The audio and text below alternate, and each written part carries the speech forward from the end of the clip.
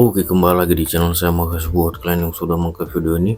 Kali ini pembahasan tentang Rocky Gerung yang dipolisikan karena memfitnah Gibran ya. Kita lihat kali ini opung membahasnya. Sebelum kita ke video, bantu subscribe dulu channel saya, belum subscribe. Tidak tunggu lama, kita ke videonya langsung. Let's go. Rocky Gerung dipolisikan oleh salah satu tim relawan Gibran. Pertanyaannya, kira-kira Rocky Gerung kena mental nggak? Enggak. Iya. Udah biasa kayaknya. Karena bukan kali ini aja yang namanya Rocky Gerung dipolisikan. Udah sering. Iya. 100 kali dipanggil polisi, dia 100 kali bebas. Karena apa? Jangankan polisi, S3 otaknya bisa diputar-putar sama si Rocky Gerung. Ngeri ya. Gitu loh. Ada aja jawabannya.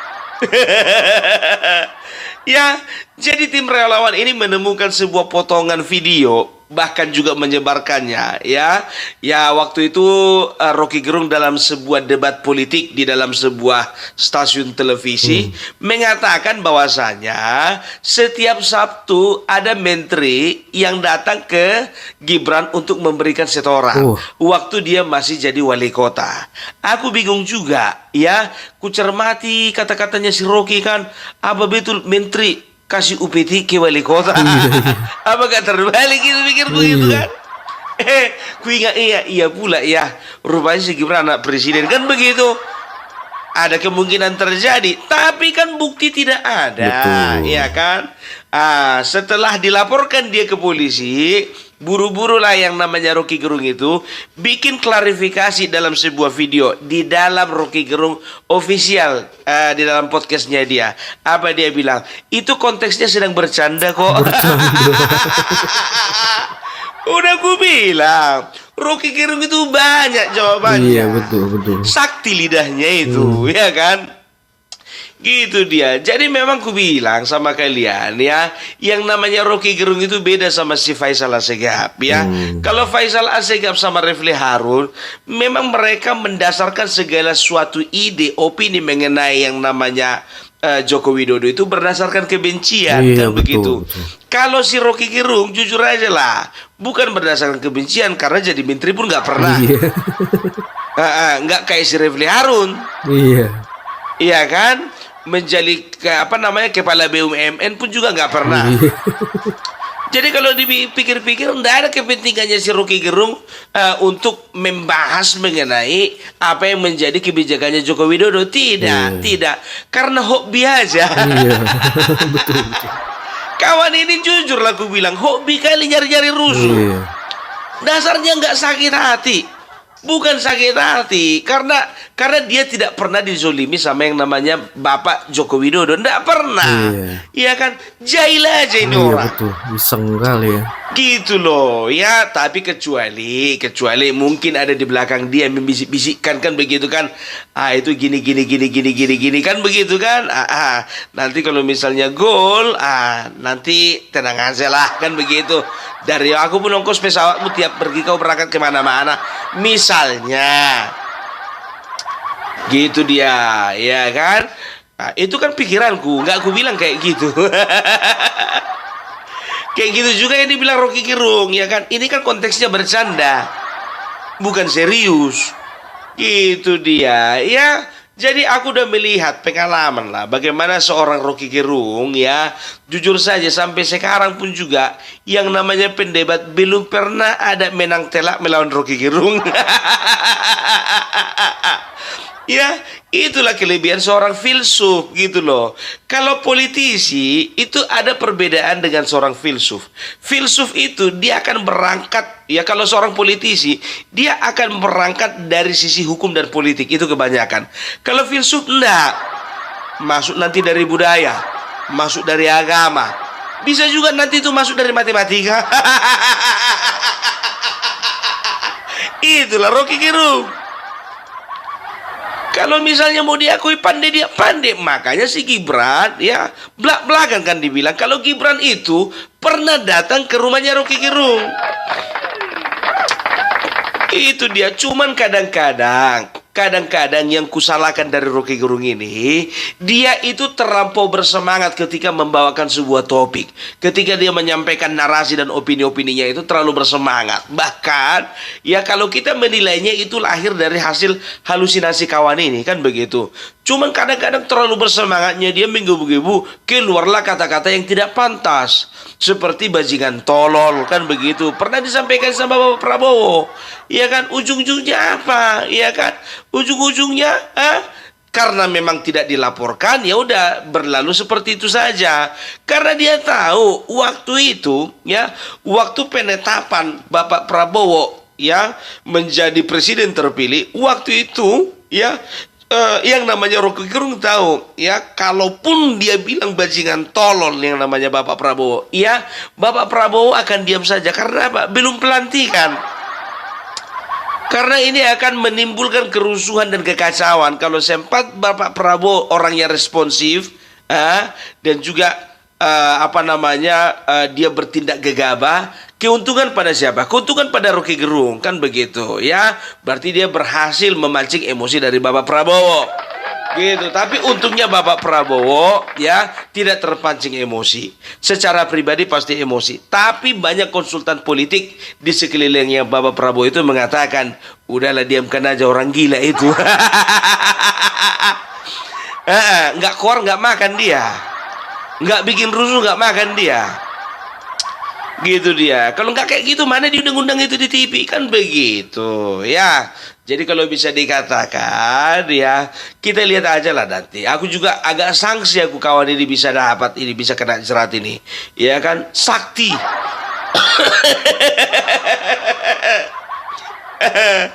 Aduh, kalau bisa dibilang ya kan, ya sorry.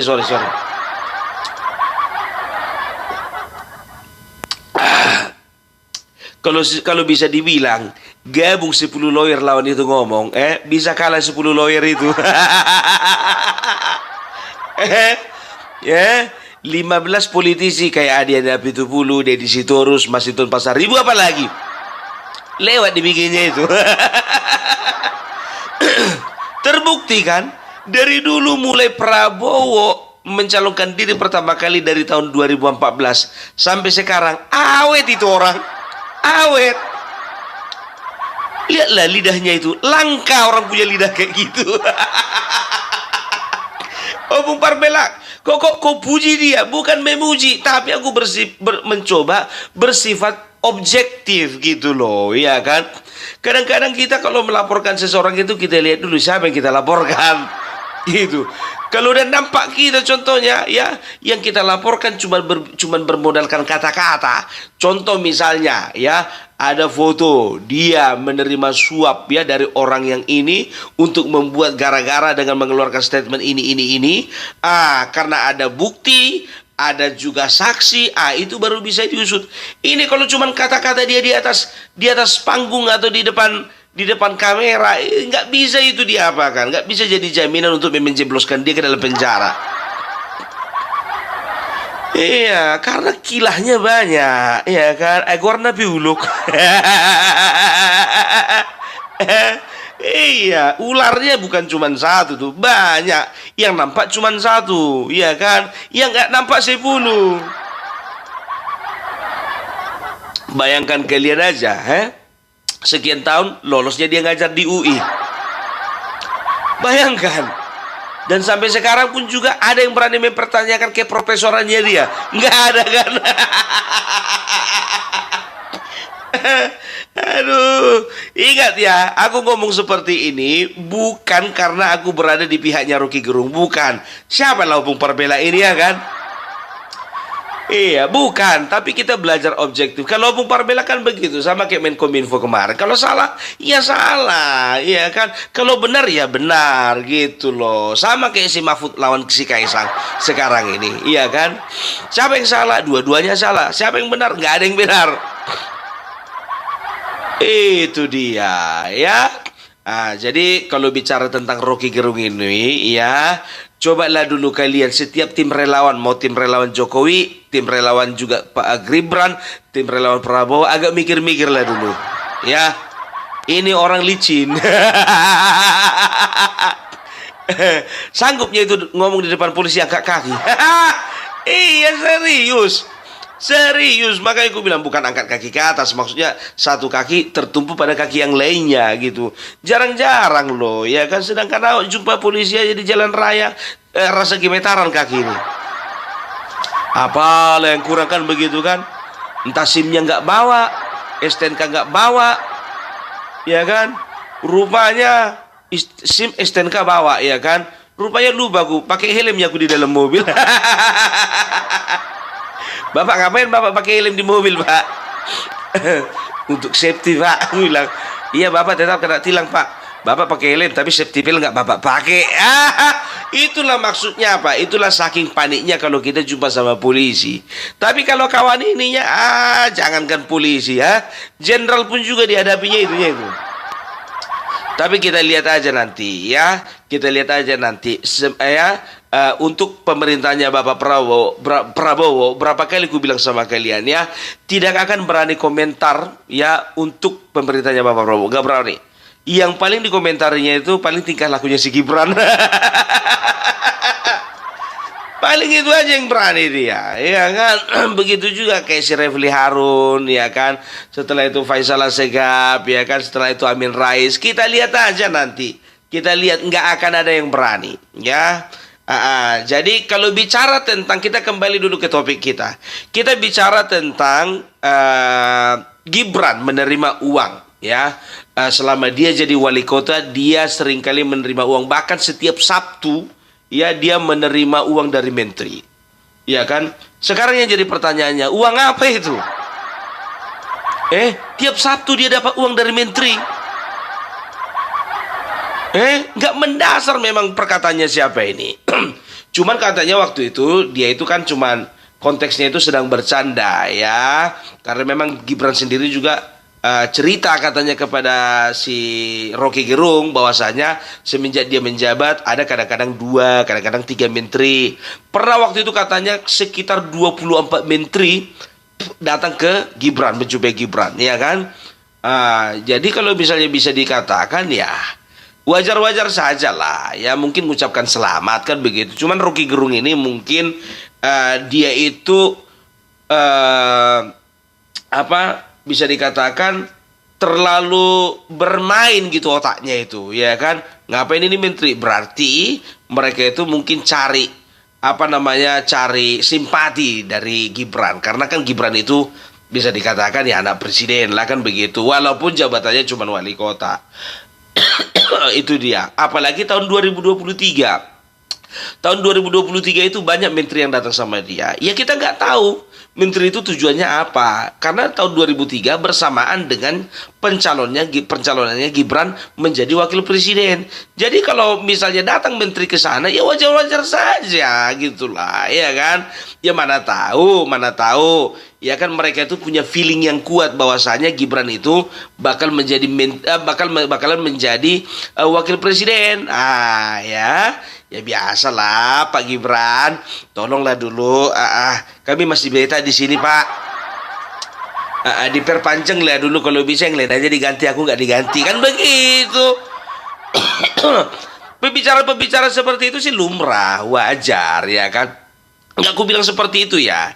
Ini kan kayak di film-film India. Itu gambaran yang aku pakai. Ya kan, gambaran yang aku pakai yang kayak di film-film India. Tapi yang namanya Rocky Gerung juga, kalau kau nggak punya banyak bukti, nggak punya cukup bukti, nggak usah cari gara-gara lah, bikin malu cobalah harus klarifikasi lah kau kan.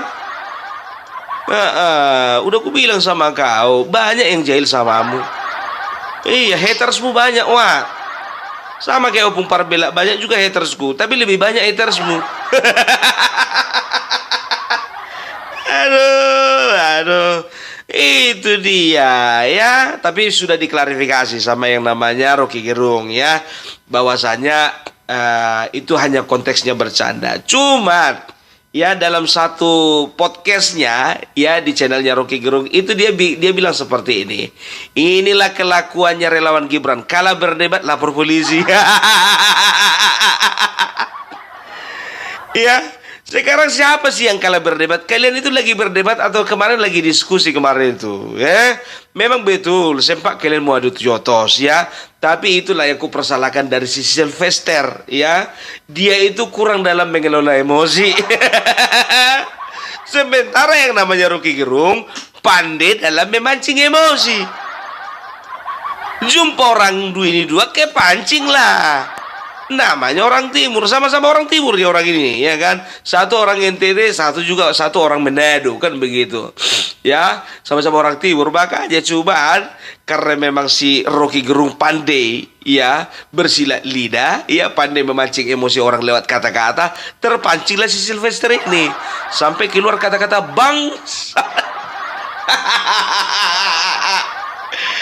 Aduh, tapi ini tidak mengurangi rasa hormatku sama Sylvester ya.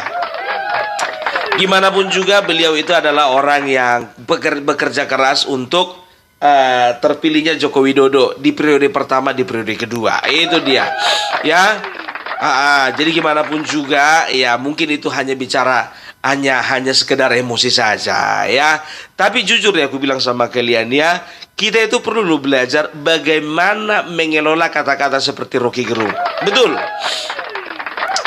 Ini betul, ini serius ini ya. Dan bagaimana kita bisa memancing orang emosi lewat kata-kata. Itu penting juga. Penting karena apa? Ketika orang mulai emosi kita buat, ya itu awal dari kekalahan dia. Makanya begitu Sylvester itu terpancing emosi, ya kan? Banyak hujatan yang ditujukan netizen kepada dia. Dan banyak juga yang hilang simpati. Termasuk aku juga hampir hilang simpati, iya kan? Kenapa seperti ini kawan ini? Nggak ada asap kalau nggak ada api. Pikirku, oh rupanya Rocky Gerung. Pantaslah. Kurasa kalau misalnya lawan debatnya di situ harus nggak begitu tuh. Hadiah yang betul juga nggak pala begitu itu. Apalagi Amin Rais. Ini karena memang Rocky Gerung. Makanya kita baru mengeluarkan pisau cukur, dia udah mengeluarkan pisau lipat. Kita mengeluarkan parang, dia udah mengeluarkan anak panah. Itulah ibaratkan itulah kata-katanya biar tahu kalian, ya kan? Jadi kena mental nggak dia dilaporkan polisi? Nggak kena mental. Aku yakin, jujur aja aku bilang, yakin ya, nggak kena mental dia itu. Udah biasa itu keluar masuk kantor polisi biar tahu kalian. Yang kayak kita ini yang kena mental. Kalau dia nggak lagi tuh, udah terbiasa, iya kan?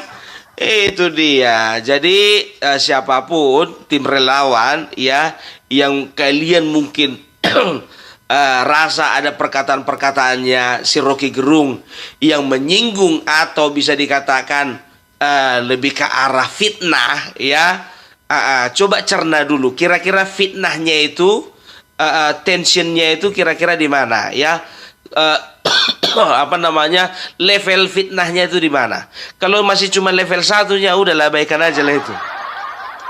Tapi kalau misalnya fitnahnya udah level 4 diikuti bukti dan juga saksi, gas kalian. Tapi kalau fitnah level 1 nggak usah lah, capek kalian, capek. Makanya gue bilang ya, itu bukannya bilang apa, nggak usah dipanggilnya kawan-kawannya pengacara, nggak perlu sama dia, nggak perlu dia bentuk tim, nggak perlu. Satu orang aja dia di persidangan lawan semuanya itu, bungkam semuanya itu biar tahu kalian. Entah-entahnya jaksa itu juga ada satu muridnya, entah juga hakim itu juga ada juga itu follower dia, iya kan? Itu makanya susah orang-orang kayak gini, levelnya itu memang level tingkat dewa itu. Cuman itu dia suka kali dia maunya kalau orang-orang seperti ini ya. Kalau aku gini ya, kalau aku jujur aja, ada keyakinanku mungkin sedikit ya, ada keyakinanku sedikit. Orang ini pasti akan mungkin ini bukan pasti, orang ini mungkin ya akan dirangkul oleh Bapak Prabowo, betul? Iya. Karena sama seperti Fahri Hamzah, walaupun dia keras kepada Joko Widodo, ya, tapi Joko Widodo itu adalah salah satu orang yang simpati terhadap Fahri Hamzah gitu, sehingga dalam berbagai macam diskusi antara legislatif dan juga eksekutif, ya, Bapak Joko Widodo itu agak enggan untuk hadir kalau nggak ada Fahri Hamzah, gitu dia, ya.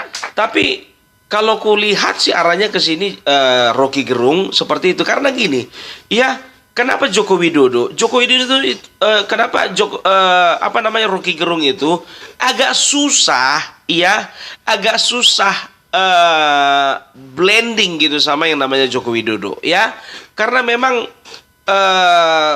gimana ya, ya mungkin karena satu model cara dia menjalankan pemerintahan, mungkin juga ada isu-isu tentang anak-anaknya, ada isu juga tentang menantunya, ya tambah lagi isu-isu dinasti. Itu yang buat yang namanya Rocky Gerung itu agak susah blending gitu sama Joko Widodo. Tapi kalau untuk Prabowo, kayaknya sedikit alasan untuk membuat mereka berdua ini nggak blending. Gitu, ya. Kayaknya sedikit alasan, lebih banyak alasan untuk mereka itu bisa kolaborasi gitu loh, ya itu dia, ya gimana pun juga ya itu pendapat Opung Parbelak secara objektif, ya walaupun sebagian bilang mulut bau, otak busuk, ya kan, ya aku sih sering juga bilang kayak gitu sih sebetulnya, ya kan, tapi ya itu dia, kalau untuk sampai melaporkan ke polisi itu mikir-mikir dulu lah kalian ya. Ya, itu perkiraanku saja ya, ya. Kalian bilang, wah udah mulai berubah, enggak berubah. Aku tetap berada di barisannya Joko Widodo. Gitu dia. Oke, itulah dulu mengenai ya tanggapan atau responnya Rocky Gerung ketika dia dilaporkan polisi. Kena mental? Tidak. Oke, bye-bye. Salam NKRI harga mati. Oh gitu deh ya, pembahasan Opung terkait Rocky Gerung yang dipolisikan salah satu relawan Gibran ya. Wah ini udah biasa bagi Rocky Gerung nih, jadi santai saja ya kan. Gimana menurut kalian ya, coba komen di bawah dan sampai bertemu di video saya selanjutnya. Buah.